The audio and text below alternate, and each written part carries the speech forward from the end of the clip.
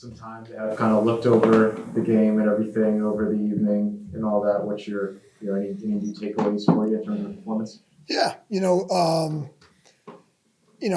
we talked about the effort and passion thing all week, and I really felt like it just jumps out on film. It felt it on the sideline, but when you're a coach and you watch the game tape, you kind of feel it jumping off the film, right? There's no sound, there's no audio. You just kind of, and the players, it was certainly a great atmosphere on the sideline. But that after watching the game again, that's the one thing that stood out. We did some things well in all three phases. There's certainly some things that we got to get better at in every game. But you look at the turnover, no turnovers yesterday was a big deal. That was a huge deal. 25 pass attempts, no sacks, big deal, right?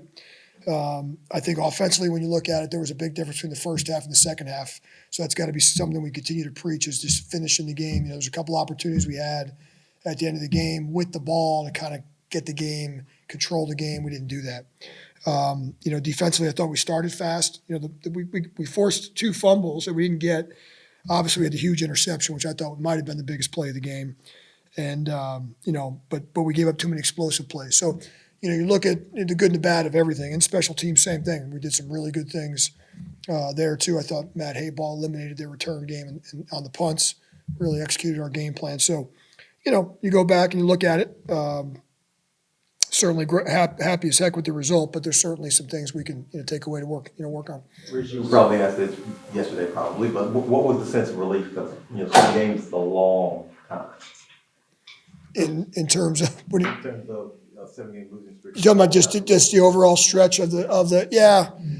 John, I probably got lost in the week last week, because it was kind of like it was a little bit of a fresh start in a new season almost, and so. I don't think there was a whole lot of people talking about the losing streak last week more than all the changes. So I think that was a good thing. So we talked about pressing that refresh button or restart button, whatever you want to call it. So I kind of think that everybody in the building's approach last week was, hey man, just want to know. And so that part, but yeah, overall for the whole organization, the city, getting off the streak is a good thing. So for sure, no doubt. You mentioned sort of things slowing down a little bit on the offensive side in the second half. It was 5 3-and-outs over the last 6 possessions. What do you attribute that to, and what can you work on to kind of keep that momentum going? Yeah, listen, I think a couple things. I don't think we punted in the first half, right? I think all 5 of our punts were in the second half. So, I think a couple things. Number one, we didn't execute as well. Number two, they made some plays. We didn't get, our third down conversions. That's what we really got to improve on. We got ourselves, and then there's a couple, we had some negative plays in those last couple of drives I mentioned. We had negative plays, penalties. We got the intentional grounding, which put us in third in a million. And so, that's where we got to really get cleaned up. I thought our efficiency, even that first drive of the game, I think I mentioned yesterday, even the first drive of the game, even though we didn't convert that 4th down, you still felt momentum and tempo and all those things. I think overall, if I'm not mistaken, I think we had 2 holding calls and offsides and the intentional grounding, so four offensive penalties, and so that's got to get better still. We still had 8 total team penalties, 4 on each side, so that's something that's still there's room for growth there, and so it wasn't really one thing. You got to credit them a little bit. They changed a little bit of what they were doing, took some things away. We weren't running the ball as well, but even that last drive, there's. I talk about the 111th. We're one guy away from that second down run to Taysom being a gash game over. I don't know if you go back and watch the film there, where literally their backside linebacker was able to get over the top and make the play. We get him blocked, and that thing's out in the secondary. And same thing. We got just the execution at the end of the game. It wasn't like we had poor execution all day. We didn't. I don't want to put the wrong narrative out there. But it's just the inconsistency, but big difference between first half, second half. So when you punt 5 times in one half, that's not good, So you feel like was diagnosable and therefore, phrase, but treatable, right? Yeah, nothing that it's earth shattering. So, but certainly, most of it's on us. Having been around, got a lot of congratulatory messages. Anything of note you're willing to share? Yeah, I'll tell you. I think I told Doug and a couple of people upstairs. I got a lot. My favorite one so far is from Archie Manning. Archie reached out, and so a little side story to that. My son, Christian, who's at the University of Texas, him and Arch are good friends. So when I glanced at my phone, I thought it was Arch, and then I realized I said, "Oh no, this is the big dog. This is Archie." So and so we had a nice correspondence. So I really really appreciated that. That was pretty cool. Listen, he's the one that started it all, right? So I got a chance to meet him a little bit during some high school football games and things like that, where his grandsons and my sons played against each other. So that was pretty cool. So I've talked to Archie before here at practice and everything, but that was a pretty nice, pretty neat text to get. So that was the one that stuck out the most. Having been around other interims, there's that jolt of energy that teams can get after immediately. What did you learn kind of from sustaining it and trying to apply it going forward? Yeah. Well, quite frankly, I think it's going to be our biggest challenge. I just told the coaching staff the same thing. I said the same thing in the locker room after the game. It's a little bit easier to get on board right away and then see if things go well and then kind of pick and choose. Our biggest challenge this week, I think, is can we sustain the same level energy we had in practice last week. Our preparation week last week is the reason we won the game. That's it. I really believe that, and because that made the execution part the way it was, because we prepared, we had great meetings, we had great practices, we had great walkthroughs, and that translated to the field. And so, can we bring the same energy? Can we bring the same execution? Can we? I feel like we have a really good formula right now in place, and now it's going to be, can we sustain the same thing week after week? You mentioned yesterday that Alvin's game ball was an all-time game ball, and when talking to Cam Jordan in the locker room, he said when you made him a captain, it was the biggest duh moment. Like it was always meant to happen. Did you notice how well received and maybe that even giving the team a jolt when you named him as a captain last week? I did. Made that announcement. I spoke to Alvin Friday. I told him I didn't want him to say anything, so we made that announcement Saturday in the team meeting, and he got a loud ovation. I can tell you that. So. But like I said yesterday, in my opinion, obviously, he deserves it because that's the way he's been playing, that's the way he's been preparing, and that's the way he's been in the locker room. And so, but yeah, I did feel that. I felt that from the team. It was very, very well received, and I think it made a lot of people had some smiles on their faces, and so yeah, it was, to me, it was a little bit of a no-brainer. Yep. With Cam, he played 42 snaps yesterday after just playing 10 the week before. Was there kind of a conscious decision to get him more involved, and is that something you'd like to see going forward? Yes, there was a conscious decision to get him more involved. I think that, listen, every game plan is going to play out a little bit different. With the D-line rotation, depends on kind of who you're playing, their personnel. I think yesterday's game was very conducive to Cam. I think he executed very well. Quite frankly, I think probably Cam, if you talk to the defensive coaches, and from what I saw from watching the film, Cam probably had his best performance this year. And it's not only he made a couple of splash plays, just the whole 40 plays that he played were good. But yeah, listen, that may fluctuate week to week. Probably want to definitely get him more than 10 like he had the week before, and somewhere 40 might be his max there. But so he kind of maxed him out yesterday. But no, listen, all good. I thought he played very well, and he made a couple of big plays in the game. So why was it conscious effort and something symbolic too about him being one of the leaders of this team and not being used enough, or like what did you see? I wouldn't say it was symbolic. I would say it was more, we needed, from a game plan specific standpoint, with the way we used him both inside and outside, in the different packages. I just think, obviously Atlanta runs the ball very well. They ran the ball well yesterday. I mean, we didn't do a great job against the run. They had a couple obviously explosive plays, but I felt like our game plan, and I felt like we could be getting more out of Cam. Even in a regular game, we want to see him get more than 10. So maybe we'll meet somewhere in the middle in some weeks, but definitely there was a conscious effort to get him on the field more for sure. What happened with Pete Werner? Is he going to be okay? Yeah, he's dealing with a little bit of a hand deal. They're doing some tests on that, see what's going on. So we'll kind of see what the results are, but that's why he came out of the game. You almost went 2 for 2 on challenges that bailed you out on the one, but had you ever gone 2 for 2 when you held the red flag before? Yeah, I would have been 2 for 2. They let me. I dropped it. Well, when imagine a game, if they're hurrying up on the line, sometimes a replay assist guy doesn't see it already. And so I dropped it. I didn't want them to snap the ball. To be honest with you, it really should have been the case on the second one. We shouldn't have had to challenge that replay assist. Should have probably got that, the fact that the ball hit the ground. Yeah, I mean, I thought those are pretty bang, bang, clear cut. But yeah, I had flag in my hand a couple more times. There were some close ones. The one where Shamar ends up rolling out with the ball was a bang, bang, close play. So there was a couple others but no, it was good to get the. But in all honesty, I really felt like replay assist could have helped us there. I probably shouldn't have to really challenge either of those, but just the way the tempo was, they knew that probably they were going to lose it, so they wanted to get the ball snapped. So smart by them. His injury, anything of note? Payton's injury? No, he finished the game. Besides hurting me, he's good. I don't know if you meant. I don't know if you meant the injury he gave to me or the no.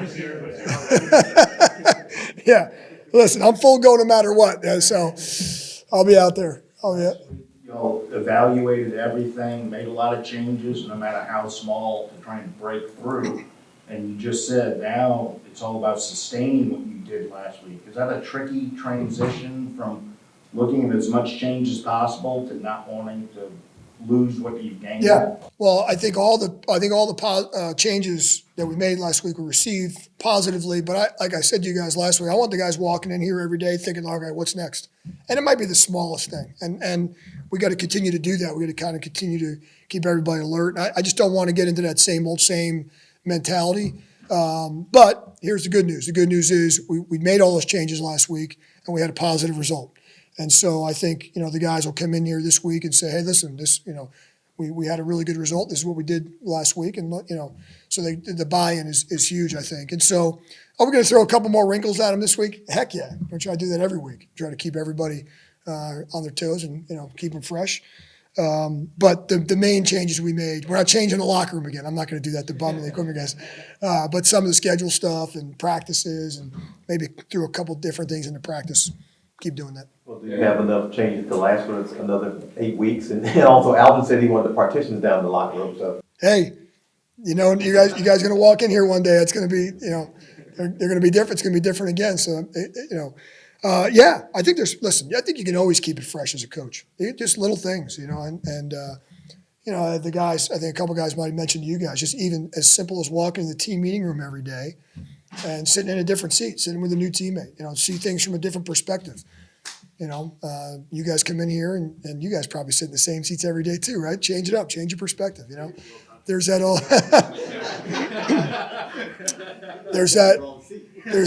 there's that expression I like a lot. It's the old the Iditarod, right? If you're not the lead dog, the view never changes, right? So if you're not out in front, you're always, I won't say it. So so you want to change the view a little bit and see things from a different perspective. I don't know if you're present for it, but a couple guys are saying that Tyron maybe addressing defense or even the team and said like I've been underperforming relative to my own expectations on a catalyst this team the rest of the way. When a veteran guy kind of owns up to it like that from the team, like what sort of impact can that have? And did you see it play out? Now, listen, first of all, it doesn't surprise me. Yeah, I did hear it. And when you preach accountability, there's no one, you can't have exceptions, right? You can't say, well, we're going to make all these younger guys and these rookies and young people, we're going to hold them accountable. And then, oh, by the way, we're not going to hold you accountable. But when the players, Bill Parcells used to say, talked about Coach Parcells, and one of the things I took from him is when the players take ownership of the locker room and the players kind of take ownership of the team, that's just a great example. Great things can happen. Anything can happen. The sky's the limit. And so when you got guys like Honey Badger and DeMario and Cam and AK and Derek and some of these veteran players that are able to look at their performance and say, man, I could do better. I could perform better. I could do this better. There's things I need to work on. And it's great, And so he's obviously got a lot of respect in that locker room. So when he's able to stand up in front of everybody, people listen. People listen to what he has to say. And so when you have a guy like that being the example, I'd step out of the way. It's like I said to you guys yesterday, I walked over to talk to the defense, and DeMario and I were on the same page. He already had him. And so if he's got it, that's better than me getting him. And so with all those experiences. So yes, from an accountability standpoint, here I am preaching the 111 thing. That's an extremely good example of 111. The guy taking accountability, and I got to get better. something I got to work on. And as I said to the guys last week in the very first team meeting, everybody sitting in the room, there's something that everybody can choose and pick and decide on what they can get better at, me included. We got to get better in this area of special teams, or now we can get this better in this area of the team.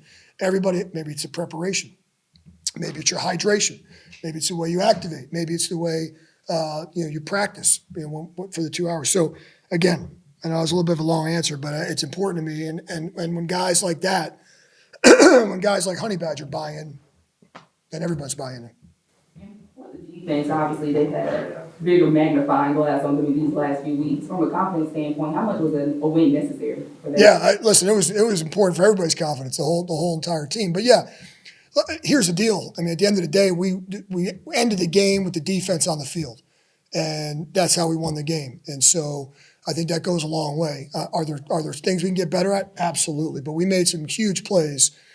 Chase Young's strip sack there at the end defensively. I mentioned Honey Badger's interception.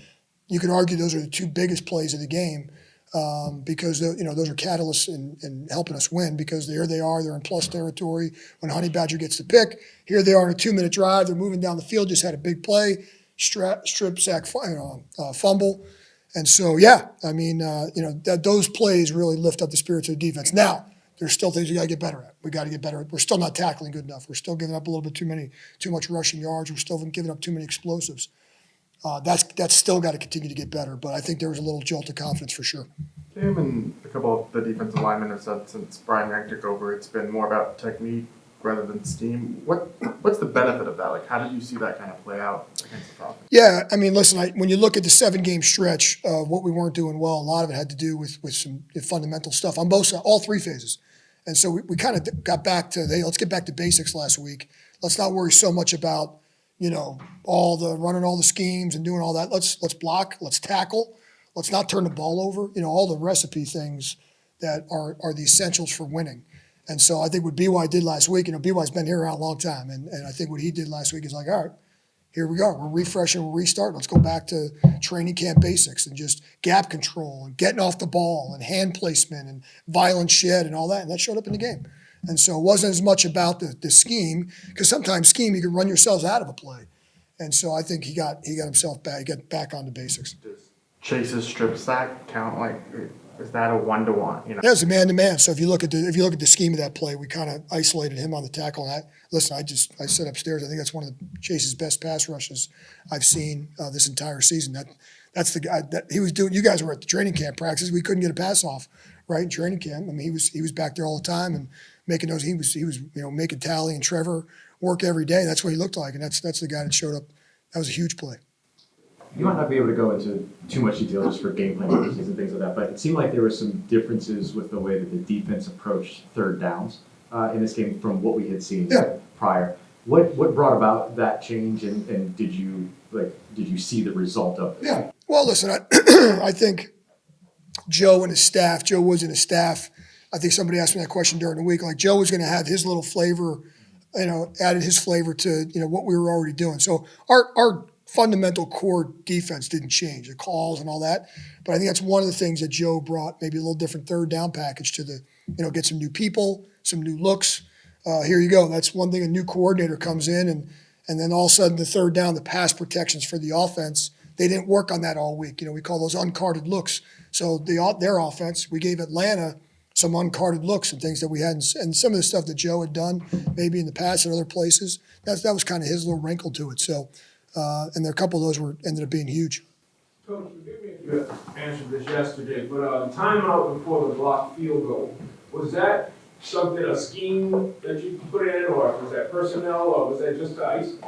It was twofold. One, it was to ice them, and two, it was there's something that a lot of people won't think about, to give those defensive linemen just a 30-second catch my breath to go and now go try to block the field goal. So if you have a timeout at the end of a half like that, number one, it's good to make the kicker think about it a little bit, right? But number two, I thought more importantly, let's reset our guys. Let's make sure everybody's on the same page with the call, and let's get our D linemen a little bit of, hey, let's go. And it worked out for us. Ridgeway had a great a great rush there. And really earlier in the game, I was just talking to Ridgeway in the locker room. He had another rush earlier. He just missed blocking the second one earlier in the game, and he actually had a better rush on that one than he did. He said he heard the ball go whiz by his head. It was that close to him. So if you look at the film, but yeah, the thought process on the timeout was just that, ice and get our guys fresh for that last little get off there, and because field goals get out of there so quick. It's just that initial get off so important. So having fresh bodies is a big deal. I know you mentioned you challenged them in practice this week, but with MBS, I'm just considering the state of the ultra receiver room right now with the guys being hurt. How important is it to have a guy with the skins on the wall you can kind of turn to in this situation, and like what can he be for y'all? Yeah. Well, listen, I mean, you look at his body of work and his career, and that's what he is. He's been a big play guy, and obviously it's no secret that we don't have Sheed and don't have Olave, and so that speed element, having him out there for a guy that's done it before, it's one thing to have a speed element for a guy that's never doesn't really have a whole lot of a big body of work. Another guy that's been through been through some really good teams and things like that, and had some production. So. Yeah, listen, him and I had a bunch of conversations last week, and told me he really needed to take over and kind of be the leader of that room. And it's just bizarre how it's kind of worked out. The guy that wasn't even with us, but that's what he did. He showed up, made a couple of huge plays. So yeah, those younger guys can follow a guy that's been there, done that. There's always going to be that little bit of seniority. That's pretty cool. With Olave, since we haven't asked, do you expect the season to be over now that he's on IR? Yeah, listen, we're going to take this 4-week window. I spoke with him on Friday, Saturday, and I believe he's actually meeting with a specialist. If I'm not mistaken, it's tomorrow. And so we're going to kind of see what that, what ends up being the results from there. And, we're not saying he's, done for the year yet. We want to see where he's at. He's obviously done for this 4-week cycle for the IR, and then we'll kind of regroup and kind of gather all the information, see what they're saying. Yep. Last week you told us that you talked to Dan Campbell and other coaches around the league. Obviously, he had a 30-week win last night, but have you heard from any of these other coaches that you did speak with last week? Listen, I got a bunch of congratulatory texts from coaches from through all the way through the league. Bunch of guys, bunch of head coaches reached out. Yeah, it's been pretty cool. So a lot of guys throughout the league, a lot of head coaches, a lot of former coaches. Yeah, I've heard from a bunch of people, so that's been pretty neat, quite frankly, because obviously never know when you're going to get into this position, and guys that have been there, can offer some great advice to you, and the support I've gotten from throughout the league. All these guys are supposed to be rivals, right? But at the end of the day, the coaching, kind of that coaching fraternity, is a pretty close knit group. We all want to kick each other's butt, and for the 3 hours on Sundays. But at the same time, we all got each other's back. That's been pretty evident this week, and kind of the words of support and the encouragement and all that from coaches all the way through the league has been awesome. How many Tweaked messages? some responsibilities on the coaching staff for special teams and defense. Did you get the continuity, the communication, the difficult transition in just a week that you were hoping for? Yeah, listen, I'll start with the special teams. I thought that was awesome yesterday with the game management. I think I might have mentioned that after the game with Phil Galliano and Moof. Awesome, exactly how I wanted it to go. That was really, really good from a special teams and game management standpoint. And then defensively, listen, I was concerned about that going in. We've changed some things. So now little things that people might not think about, the rotations and the substitutions and things like that with different coaches on the field. But listen, I thought that all went, that went pretty smoothly. That was one of the things I was happy about. We had not done a great job with substitutions this year, both sides. And I thought really didn't see many blips on the screen there. So pretty smooth transition. How many messages did you get? Oh, I don't even know. Too many. I can't even. I'm not even sure. But to hear from some old high school, college, and all that, friends, family, all that stuff was pretty cool. So anyhow, appreciate you guys. Have a good one.